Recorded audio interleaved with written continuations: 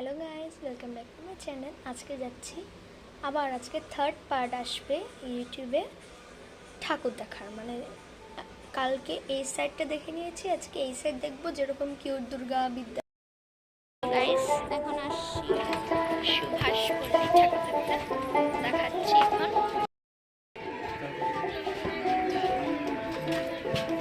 এটা মনে হচ্ছে একটু কুমারটুলি স্টাইলের বানানো হয়েছে। কোনটাকে এটা মনে হচ্ছে যে রবীন্দ্র সংঘ কেন কি রবীন্দ্র সংঘ একদম পুরো রিয়েলিস্টিক বানায়। দেখাচ্ছি রবীন্দ্র সংঘ না,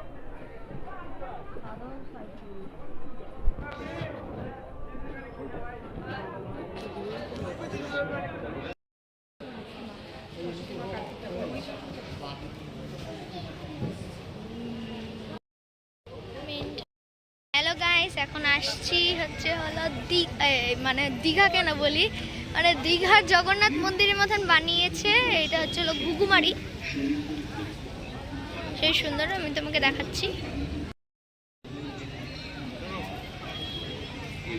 ও মা, দেখো রথ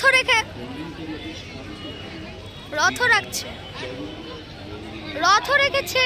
হ্যাঁ, এখানে রথ হয় তো।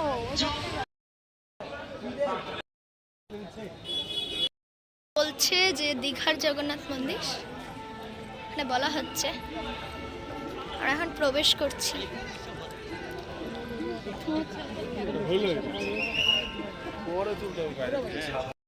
আমরা আসলাম JTS ক্লাবে, জানি না কিরকম, আরো দেখাচ্ছি। যে মনে হয় এটা 13 নম্বর ঠাকুর, দেখাচ্ছি। অনেক সুন্দর।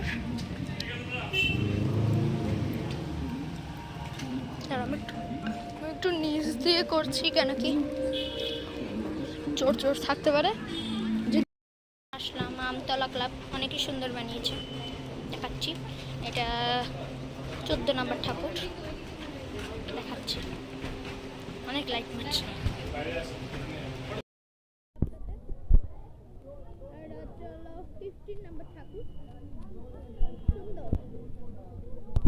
দৌড়ায় যেটা হচ্ছে আমার মা বাবার আগে চলে গিয়েছে।